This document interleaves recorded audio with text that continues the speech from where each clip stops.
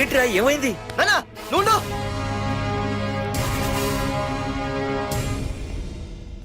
రఘునాథ్, నీకు ఆ రోజే చెప్పాను, నీకేమైనా అభ్యంతరం ఉంటే ముందే చెప్పమని. ఇలా వెనక నుంచి పొడిపించడాలు నరికించడాలు నాకు నచ్చవు. ఒక పక్క ఎంగేజ్మెంట్ ఫంక్షన్ అని బిల్డప్ ఇస్తూనే మరో పక్క నన్ను చంపించడానికి ట్రై చేస్తున్నావు. హే పార్దు, ఏం మాట్లాడుతున్నావు? నిజం మాట్లాడుతున్నాను, చెప్పరా చెప్పు. మీరే కదా నన్ను చంపేమంది. నేను చంపమంటావు ఏంట్రా? పార్దు నా కాబోయే అల్లుడు. అయ్యా, మీరు అమెరికా వెళ్తూ ఒక కవర్ ఇచ్చారు కదయ్యా. అవును ఇచ్చాను. ఆ కవర్ లో ఈ బాబు ఫోటోనే ఉందయ్యా. ఏంటి, పార్దు ఫోటో ఉందా? అవునయ్యా. ఏయ్, మళ్ళీ కొత్త నాటకమా? నాటకం ఏంట్రా నాటకం? నీకు ప్రకాష్ కు గొడవలు ఏమైనా ఉన్నాయా? వాడెవడు? హైదరాబాద్ సిటీ మొత్తాన్ని కను సైకిల్తో శాసించే కింగ్ మేకర్ ప్రకాష్. ప్రతి ఏరియాలోనూ వాడికి బ్రాంచులున్నాయి. ఇక్కడ వాడికి ఏమైనా పనులుంటే నేను చేసి పెడతాను, అక్కడ నాకేమైనా పనులుంటే వాడు చేసి పెడతాడు. మొన్న అమెరికా వెళ్లే హడావిడిలో వాడు పంపిన కవర్లో ఎవరి ఫోటో ఉందో చూడలేదు. ఆ కవర్లో నీ ఫోటో ఉందంటే వాడికి నీకు ఏదో ఉంది.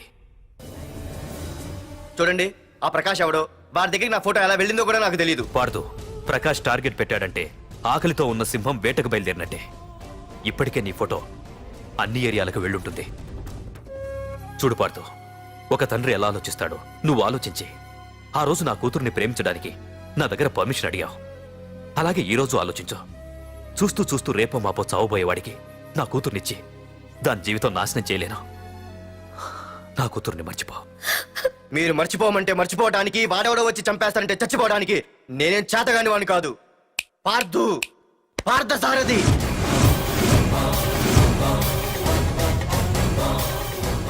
నేను మామూలుగా దేనికి ఫిక్స్ అవ్వను. వన్స్ ఫిక్స్ అయ్యానంటే ఎవ్వడడ్డొచ్చినా డ్రాప్ అవ్వను. నేనే హైదరాబాద్ వెళ్తా, ఆ ప్రకాష్ ఎవడు వాడి సంగతి ఏంటో తేల్చుకుని వస్తా. మాధురి, పెద్దలు నిర్ణయించిన ముహూర్తానికి ఈ నెల 28వ తారీఖు రాత్రి 9:29 సింహాచలం గుళ్ళో మన పెళ్లి.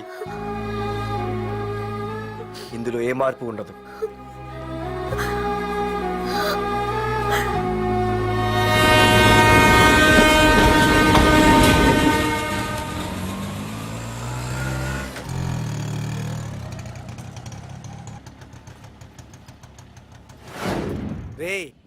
కండ్లు ఎక్కువ పెంచితే పక్షవాత వస్తుందట్రా. ఏరా మామా, ఏంటి మళ్ళీ సస్పెండ్ అయ్యావా? సస్పెండ్ అయితేనే కదా హైదరాబాద్ వచ్చేది. ఏంట్రా అలా ఉన్నావు? ప్రకాష్ అంటే ఎవడ్రా? వాడెందుకురా ఇప్పుడు? నన్ను చంపడానికి ట్రై చేస్తున్నాడు. వాడు నిన్ను చంపడానికి ట్రై చేయటం ఏంట్రా? అదే నాకు అర్థం కావట్లేదు. ఒరేయ్, ఆ రోజు మార్కెట్ లో కొట్టావు చూడు, వాళ్ళు ప్రకాష్ మనుషులేరా? ఇవన్నీ వాళ్ళకి మామూలేరా. కొడతారు, కొట్టించుకుంటారు, చంపుతారు, చేస్తారు, అంతెందుకు. మన స్టేషన్కి వెళ్ళే దారిలో రోడ్డు పక్కన ఆ ప్రకాష్ తమ్ముని ఎవరో చంపి పడేశారు తెలుసా? పేపర్లు కూడా పడింది. రే, ఆ పేపర్ ఉందా?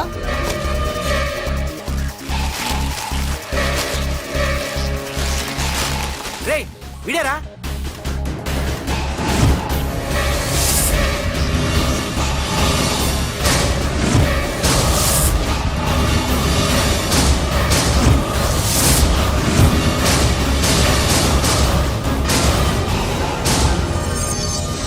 ఆ రోజు మా నాన్న ఫోన్ రాగానే నేను వైజాగ్ వెళ్ళటానికి స్టేషన్కి బయలుదేరాను. ఏ ఆటో ఆటో ఆటో!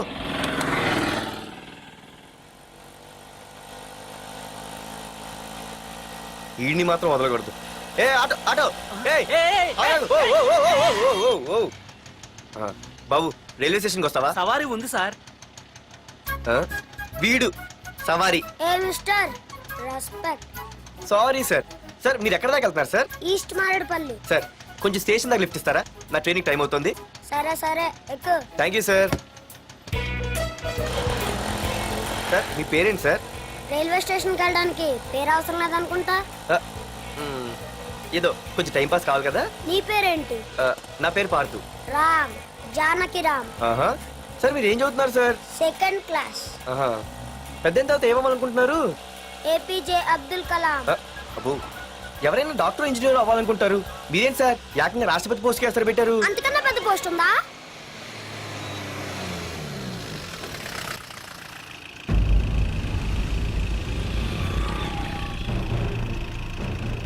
అన్నా అన్నా, వాడే అన్న ఆ రోజు మార్కెట్ లో నన్ను మన వాళ్ళని కొట్టింది. వాడు మన ఏరియాకి వచ్చి మనల్నే కొట్టాడంటే అది మన ఇజ్జత్కే సవాలన్నా. అన్ని వేసేయాలన్నా. అన్నా మిస్ అయిపోతున్నాడన్నా.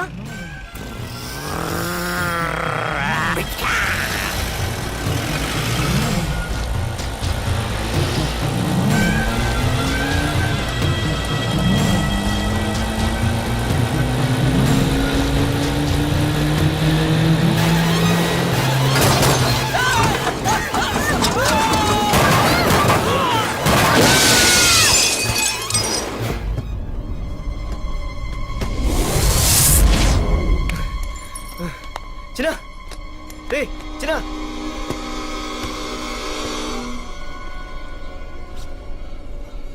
రే చిన్న చిన్న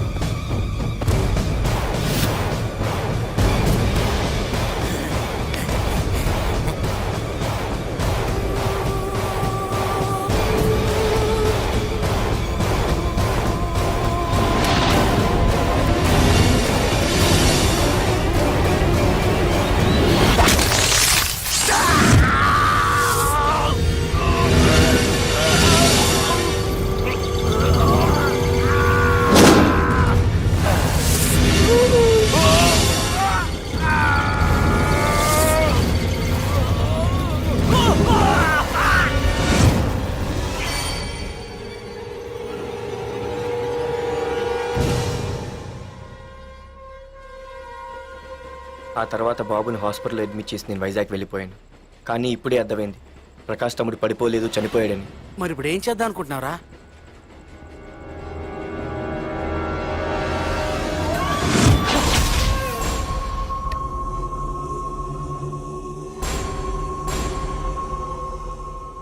బాగున్నాడు కదరా కుర్రాడు. అవనా చాలా స్మార్ట్గా ఉన్నాడు.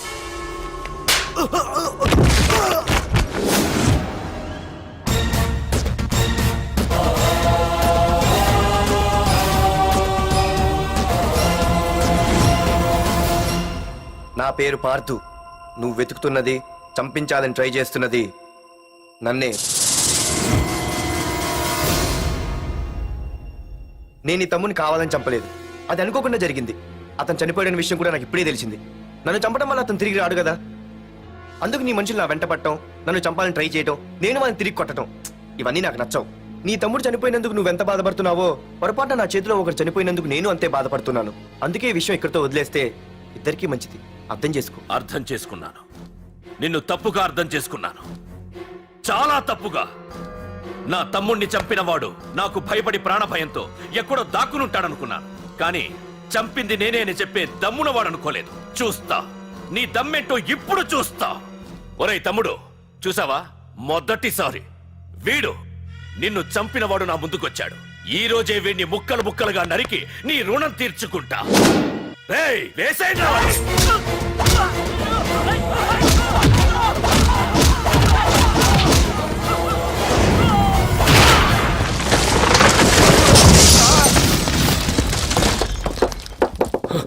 రే ప్రకాష్, నాకు సైలెన్స్ అన్నా వైలెన్స్ అన్నా అస్సలు నచ్చవు. పొర్రపాటున మొదలు పెట్టానంటే కథలు కథలుగా చెప్పుకుంటారు. రేయ్ పార్థు, ఇంకొకసారి నువ్వు ఈ పార్థుని తలుచుకుంటే నీ చావుని నువ్వు తలుచుకున్నట్టే.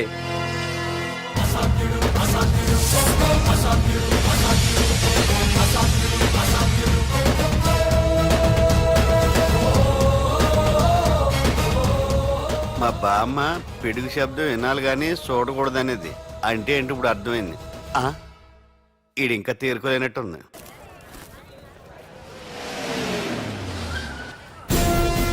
ఎక్కడి నుంచి వస్తున్నావు? నాకు తెలుసు, ప్రకాష్ దగ్గర నుంచి కదూ. తంబు మర్డర్ కేసు ఇన్వెస్టిగేషన్ చేసింది నేనే. అతన్ని నేను కావాలని చంపలేదు సార్. ఒక కుర్రాన్ని కాపాడే ప్రయత్నంలో అలా జరిగింది.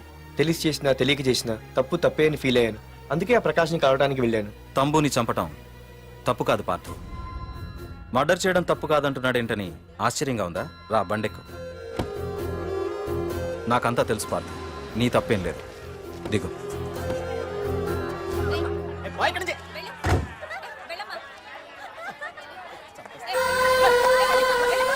ఆమె ఎవరో తెలుసా? నాకంటే ముందు నా పోస్టులో ఉన్న పోలీస్ ఆఫీసర్ భార్య. తన కళ్ళ ముందే తన భర్తని ఆ తంబుగాడు అతి దారుణంగా నరికి చంపేశాడు. అది చూసి ఆవిడ పిచ్చిదైపోయింది.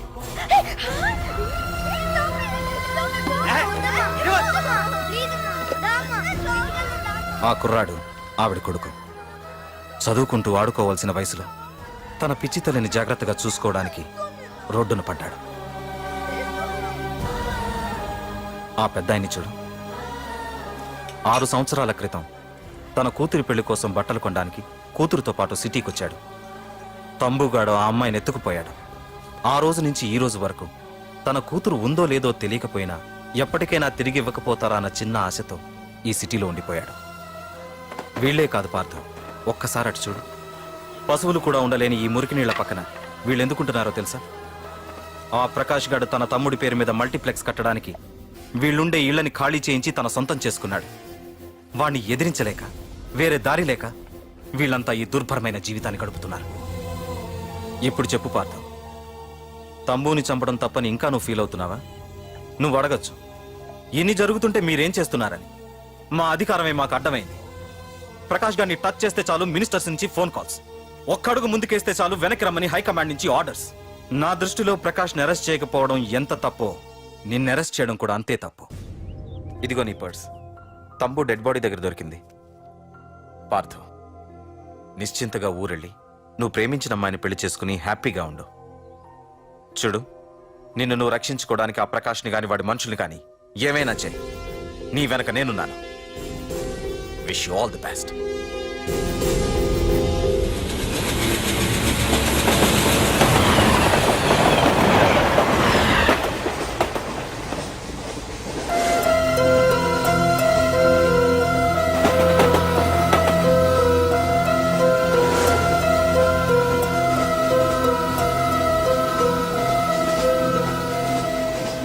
సార్ సార్ ఆకలి వేస్తుంది సార్, ప్లీజ్ సార్. అమ్మ ఆకలి వేస్తుంది అమ్మ. Sir sir please sir.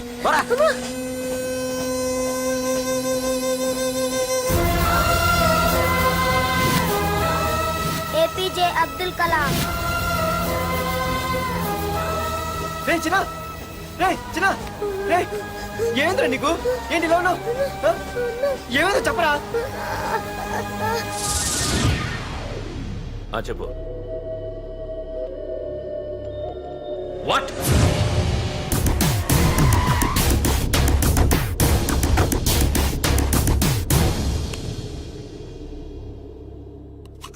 అన్నా, తమ్ముడిని చంపింది వరదరాజులు కాదన్నా, ఓ కాలేజీ కుర్రాడు.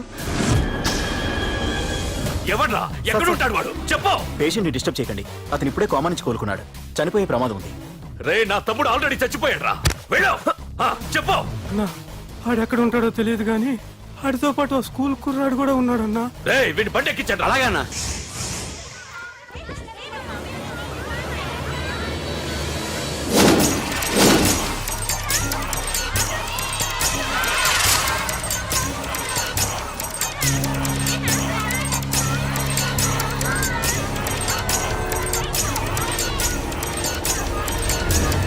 అన్నా, ఆ కుర్రాడన్నా. రే బాబీ ఆగరా.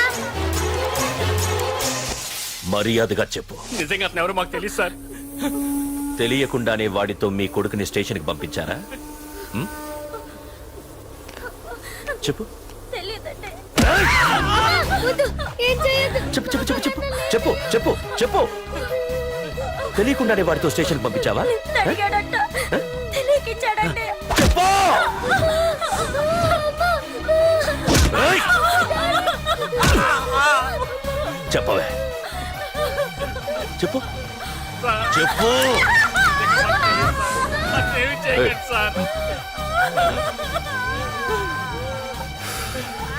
ఇప్పుడు చెప్తావు చెప్పు చెప్పు చెప్పు తెలీదా చెప్పు చెప్పు ఏయ్, చెప్పు ఏయ్! ఏయ్, చెప్పు ఇప్పటికైనా చెప్పవే వాడు నా చేతిలో చావాలి చెప్పు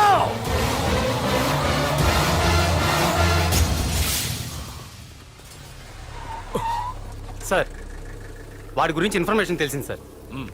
ఇది వాడి ఫోటో. అన్నా వీడే నా తమ్ముడు చంపింది వీడే.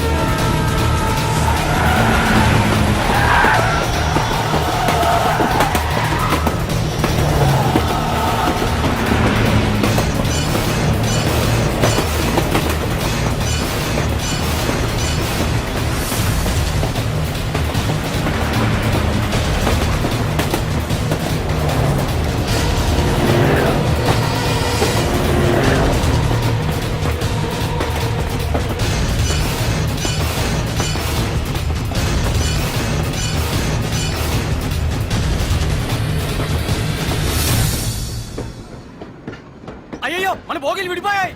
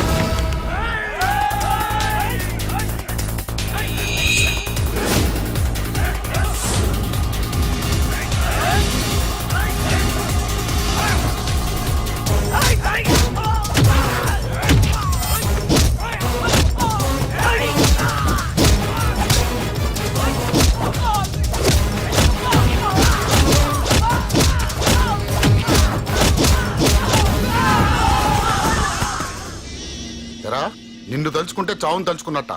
అంత మగాడివా? ఇప్పుడు తలుచుకోరా ఎవరిని తలుచుకుంటావు.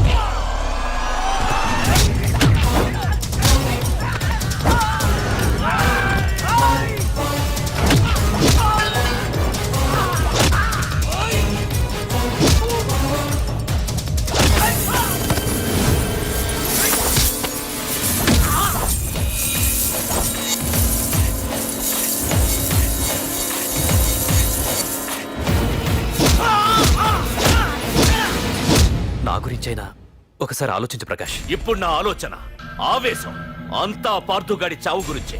ఆల్రెడీ నా మనుషులు వెళ్ళారు. 5 నిమిషాల్లో వాడిని కాదు, వాడి శవాన్ని తీసుకొస్తాను.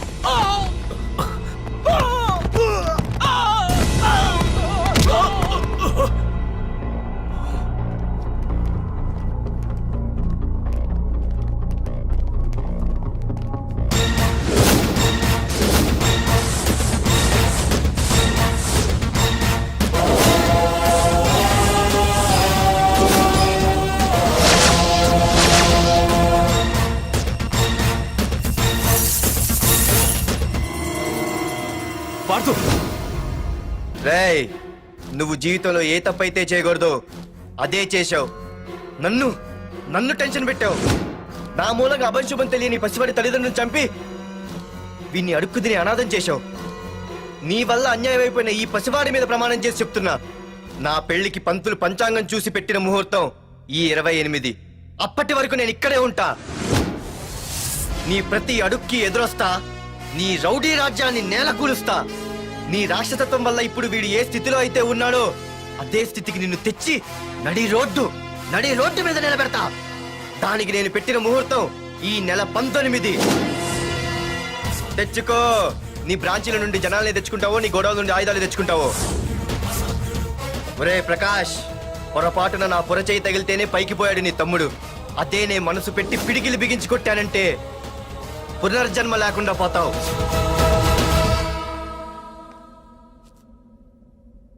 మళ్ళీ చెబుతున్నా, నేను ఒంటరి. నీ మనుషులు 100లైనా 1000లైనా ఏరి పారేస్తా.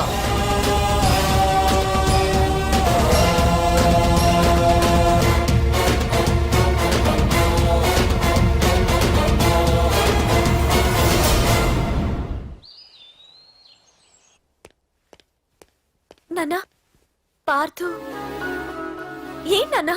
నేను ఇంత టెన్షన్ పడుతుంటే నువ్వేం మాట్లాడవేంటి? పార్థు తనని నమ్ముకున్న వాళ్ళని